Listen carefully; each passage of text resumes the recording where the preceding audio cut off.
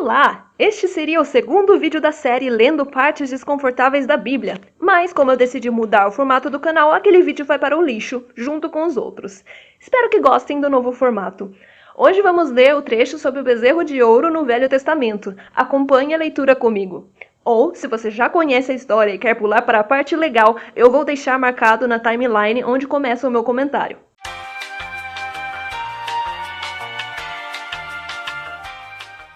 Êxodo 32, nova versão internacional. O bezerro de ouro.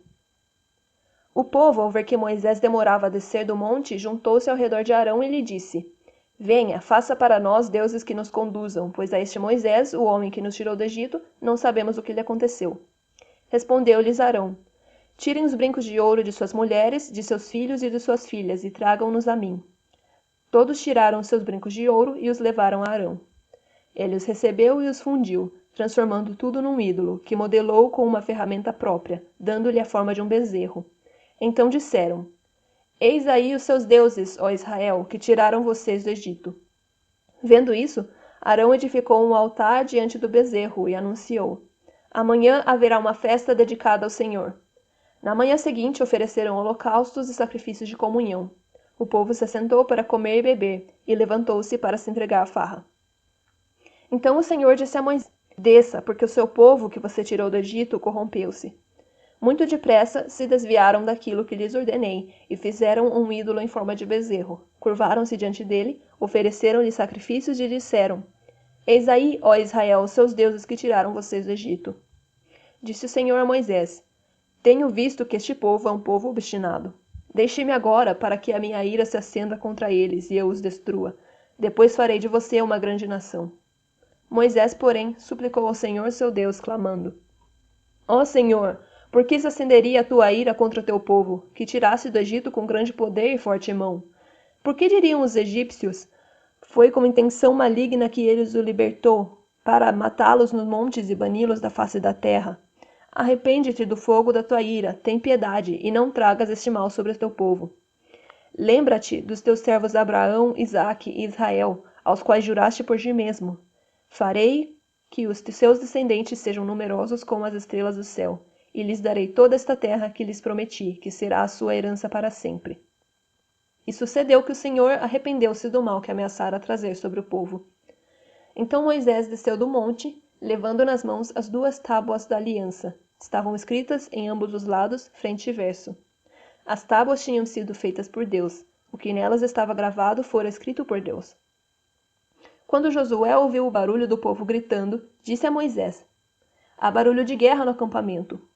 Respondeu Moisés: Não é canto de vitória, nem canto de derrota, mas ouço o som de canções.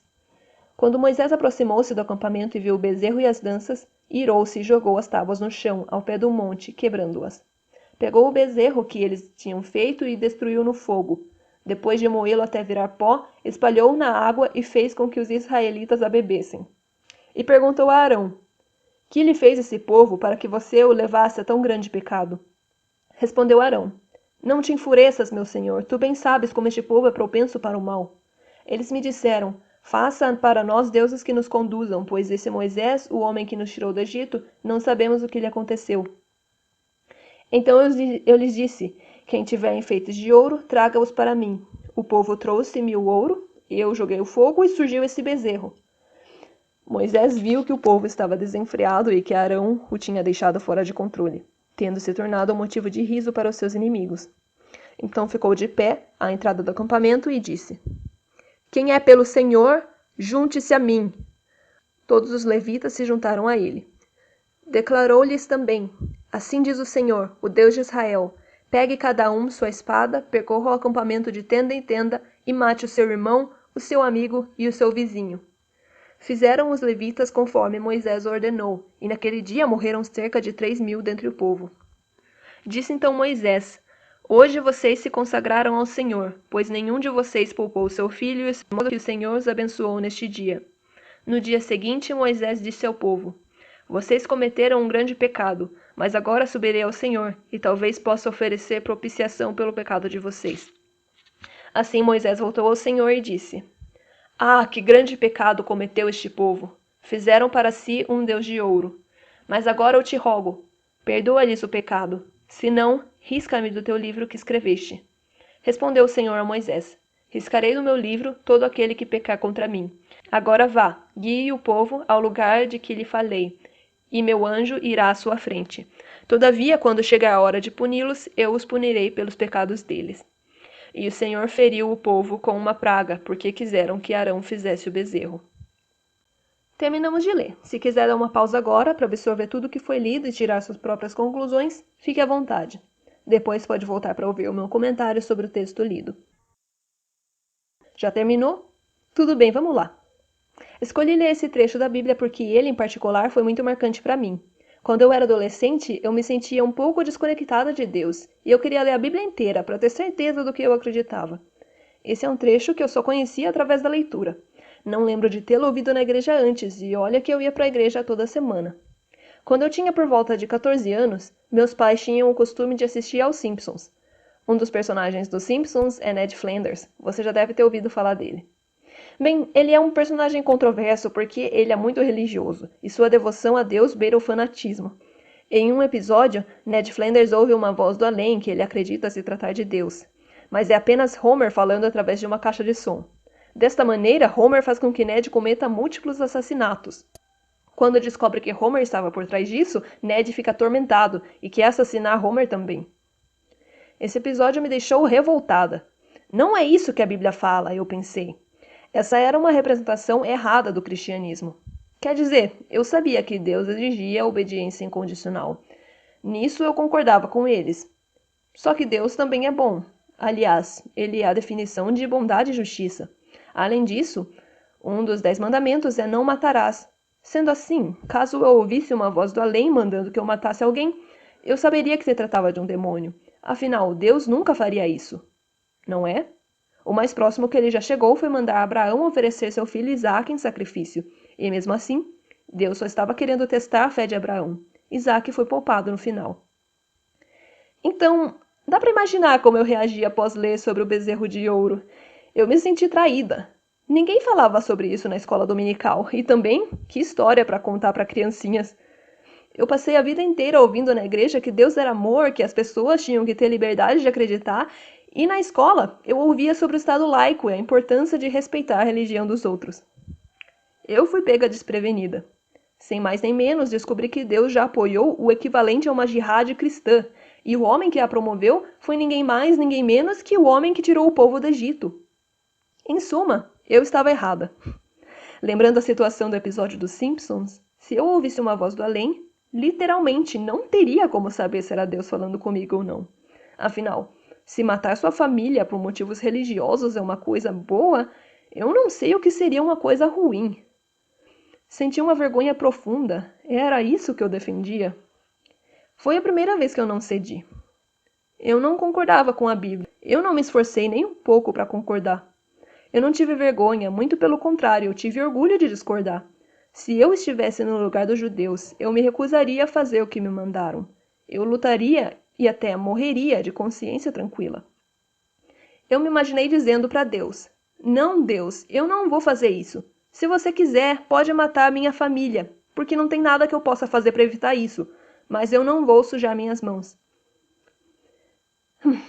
O pior é que o incidente do bezerro de ouro está longe de ser a única vez em que acontece coisa do tipo.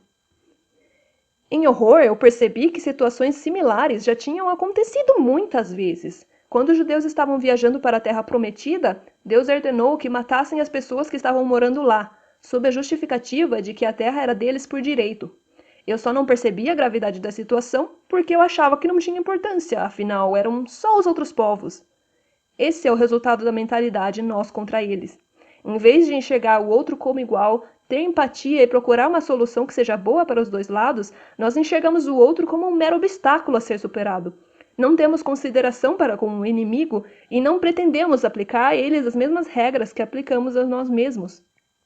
Ou seja, não seguimos aquele ensinamento de Jesus de tratar os outros como gostaríamos de ser tratados. Além disso, as leis judaicas eram extremamente sanguinárias. Leis que mandam apedrejar adúlteros, mulheres que não casaram virgens, homossexuais, pessoas que trabalham no sábado, jovens rebeldes.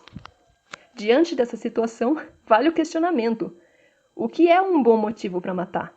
Existe alguma exceção para o mandamento de não matar? Como Deus pode proibir o assassinato quando Ele mesmo o institucionaliza? Com um arrepio, eu percebi qual parece ser a exceção ao mandamento. Não matarás. Exceto se Deus mandar matar, aí pode. Esse é exatamente o tipo de lealdade que a Bíblia quer que as pessoas tenham. Obediência incondicional. Lealdade acima de tudo, acima das pessoas que você ama, acima de você mesmo, acima até da sua própria razão. Essa maneira de pensar não está presente apenas no Antigo Testamento. O Novo Testamento reforça a mensagem. Em Lucas 14, 26, Jesus diz: Se alguém vem a mim e ama o seu pai, sua mãe, sua mulher, seus filhos, seus irmãos e irmãs, e até sua própria vida mais do que a mim, não pode ser meu discípulo. A mensagem é clara. Jesus é colocado como prioridade máxima na vida dos fiéis. Sua devoção deve ser primeiramente, exclusivamente a Ele. Se alguém se colocar entre você e Jesus, obedeça a Jesus. Afaste-se de tudo aquilo que possa competir com o lugar de Jesus como prioridade na sua vida. Bom, eu não vou cair no clichê de dizer que as religiões foram criadas com o propósito de controlar pessoas. Não é isso. Por algum motivo, religião parece ser uma coisa que seres humanos tendem a fazer em diversas culturas ao redor do globo. Ao meu ver, é uma maneira de lidar com o desconhecido, as incertezas da vida e a inevitável angústia da existência. Mesmo assim, é fácil ver o porquê as religiões dogmáticas foram e continuam sendo uma ferramenta poderosa para o controle das massas. Se o povo acredita que um certo rei é o representante de Deus na Terra, então faz sentido obedecê-lo sem questionamentos, mesmo que isso signifique se voltar contra as pessoas que mais ama. Imagine alguém como Moisés nos dias de hoje. Alguém que diz estar falando em nome de Deus. Mandar o povo matar idólatras seria um gravíssimo atentado contra a liberdade religiosa. Será que essa pessoa teria apoio da população? E as pessoas que o apoiassem? O que os faria diferentes dos terroristas islâmicos que defendem a Guerra Santa? E como distinguir se esse líder que prega o ódio e a matança está representando de fato os interesses divinos, que não é um cara louco, ou simplesmente um homem sedento de poder se aproveitando da fé do povo?